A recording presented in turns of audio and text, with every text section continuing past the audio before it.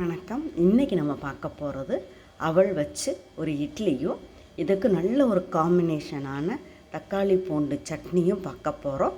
வாங்க இது எப்படி பண்ணலான்னு நம்ம வீடியோக்குள்ளே போய் பார்த்துட்டு வந்துடுவோம். இதுக்கு நம்ம தேவையானது ஒரு கப் அவல், வெள்ளை அவல் எடுத்துருக்கேன். நீங்கள் சிவப்பு கடை எடுத்துக்கலாம். மிக்சியில் போட்டு கொஞ்சம் நல்லா அரைச்சி எடுத்துகிட்டு வந்துடலாம். கொஞ்சம் குறையாகத்தே இருக்கும், அந்த அளவுக்கு அரைச்சி எடுத்துக்கோங்க. ஒரு பவுலில் மாற்றிக்கலாம். இப்போ அதே அளவு வெள்ளை ரவை, வறுத்தது வறுக்காத எது வேணாலும் போட்டுக்கோங்க. இப்போ உப்பு, தேவையான உப்பு போட்டுட்டு அதே அளவு ஒரு ரவை அவல் எடுத்த அளவே ஒரு கப்பு தயிர், ரொம்ப புளிக்காமல் நல்ல ஒரு தயிரை ஊற்றி நல்லா ஃபஸ்ட்டு மிக்ஸ் பண்ணிக்கலாம். இந்த தயிர் எல்லா இடத்துலையும் படுற மாதிரி நல்லா மிக்ஸ் பண்ண பிறகு இதுபோல் நல்லா மிக்ஸ் பண்ணிக்கோங்க. பிறகு இப்போ ஒரு கப்பு தண்ணி எடுத்துக்கலாம். ஊற்றி கொஞ்சம் கொஞ்சமாக ஊற்றி நல்லா ஒரு கப்பு தேவை பிசைஞ்சிக்கலாம். எல்லாத்தையுமே ஊற்றிட்டு நல்லா பிசைஞ்சு எடுத்துக்கணும். நல்லா பிசைய அப்படி கிளற பாருங்கள். நம்ம இட்லி உளுந்து அரிசி ஆட்டின மாவு போல் இருக்குது பாருங்கள். இது போல் நல்லா கட்டியெல்லாம் இல்லாமல் நல்லா அடித்த மாதிரி நல்லா அப்படி பாருங்கள், நல்லா பொங்கி வந்த மாதிரி இருக்குது. இப்போவே இதை மூடி வச்சிடலாம் 20 நிமிஷம். அதுக்குள்ளே ஒரு சட்னி பண்ணிடலாம், தக்காளி பூண்டு சட்னி. தக்காளி இது போல் நறுக்கி எடுத்துக்கலாம். இப்போ குக்கரில் தக்காளியை போட்டுட்டு ஒரு 10 பல் பூண்டு போட்டுக்கலாம். இந்த சைஸு புளி இந்த சைஸாக எடுத்து போட்டுக்கிட்டு ஒரு 2 சொட்டு ஒரு டேபிள் ஸ்பூன் எண்ணெய் ஊற்றிக்கலாம். இப்போ ஒரு 1/4 டம்ளர் அளவு தண்ணி ஊற்றிக்கலாம். ஊற்றி மூடி ஒரு விசில் 2 விசில் மிதமான அடுப்பில் வச்சு 1 அல்லது 2 போரும் வேக வச்சு எடுத்துக்கலாம். ஆவி பாருங்கள் இது போல் இருக்கும். ஆறிய பிறகு மிக்சர் ஜாரில் போட்டு நல்லா அரைச்சி இது போல் எடுத்துக்கலாம். இப்போ பாருங்கள், அரிசி மாவு நம்ம கலக்கி வச்ச மாவு நல்லா 20 நிமிஷம் ஆயிடுச்சு. இப்போ இது கொஞ்சம் ஆப்ப சோடா ஒரு 1/4 டீஸ்பூன் போட்டு நம்ம இட்லி ஊற்றுறதுக்கு முன்னால் தான் போடணும். போட்டு நல்லா மிக்ஸ் பண்ணி எடுத்துக்கோங்க. எல்லாதும் நல்லா மாவில் கலக்கிற மாதிரி. இந்த பாருங்கள், நம்ம அரிசி உளுந்து ஆட்டின மாவுலே இருக்குது, பார்க்குறதுக்கு தெரியுது.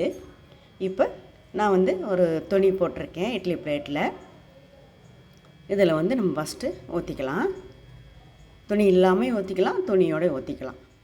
துணியிலலாம் பிடிக்காமல் அருமையாக வந்திருக்கு பாருங்கள். தண்ணி நல்லா கொதித்த பிறகு தான் எந்த இட்லியுமே ஊற்றணும். இப்போ இந்த பிளேட்டை உள்ளே வச்சு மூடி 8லேருந்து 15 நிமிஷத்துக்குள்ளே நல்லா ஊறிட்டு இப்போ சட்னியை நம்ம தாளிச்சுக்குவோம். அது வேகிறதுக்குள்ளேயும் கடுகு உளுந்தம் பருப்பு ஒரு 2 டேபிள் ஸ்பூன் நல்லெண்ணெய் விட்டுருக்கேன். ஒரு 10 வெங்காயம் வெள்ளைப்பூண்டை பொடி பொடியாக கட் பண்ண பிறகு நல்லா கலர் வரணும். வெள்ளைப்பூண்டு கருவேப்பிலை போட்டு நம்ம அரைச்சி வச்ச விழுது அதில் ஊற்றி இதுக்கு தேவையான மஞ்சள்தூள், மிளகாத்தூள், உப்பு போட்டுக்கலாம். போட்டு நல்லா மிக்ஸ் பண்ணி எடுத்துக்கோங்க. இது போல் நல்லா மிக்ஸ் பண்ணி எடுத்துக்கோங்க. நல்லா எல்லா பக்கமும் இந்த பச்சை வாடையெல்லாம் மிளகாத்தூள் போகிற அளவுக்கு நல்லா மிக்ஸ் பண்ணி எடுத்துக்கோங்க. இது போல் நல்லா மூடி வச்சுனாலும் இதமான இடத்துல வச்சு நல்லா கிளறி இந்த மாதிரி பக்குவத்துக்கு நம்ம எடுத்துக்கலாம். இது கொட்டைப்பந்த சட்னி ரெடி ஆயிடுச்சு. இட்லியை பாருங்கள், சொன்னால் தான் தெரியுங்க நம்ம அவல் இட்லின்னு. அரிசி உளுந்து ஆட்டின மாவு இட்லி மாதிரி வெள்ளை வெள்ளையர்னு எவ்வளோ உப்பி வந்திருக்கு. இப்போ எடுத்து காட்டுறேன் பாருங்கள். இட்லி பிளேட்டில் ஒரு பிளேட்டில் கொட்டிட்டு துணி டக்குன்னு எடுக்க வருதுங்க. ஒன்று கூட மாவெல்லாம் பிடிக்கலை, சூப்பராக வருது பாருங்கள். அவ்வளோதாங்க. பந்தான குண்டா பாருங்கள், ஒன்றோட ஒட்டலை. குண்டான பந்தான எப்படி இட்லி இருக்குது பாருங்கள். அவல் இட்லின்னு சொன்னால் தாங்க தெரியும்.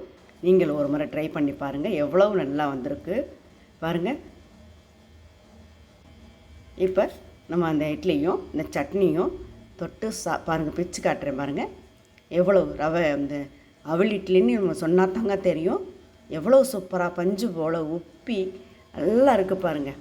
இப்போ இந்த சட்னியை தொட்டு சாப்பிட்டு பார்த்தா அவ்வளோ டேஸ்டியாக இருந்துச்சு. காம்பினேஷன் இந்த சட்னி அருமையாக இருக்குது. நீங்கள் ஒரு முறை ட்ரை பண்ணி பாருங்கள்.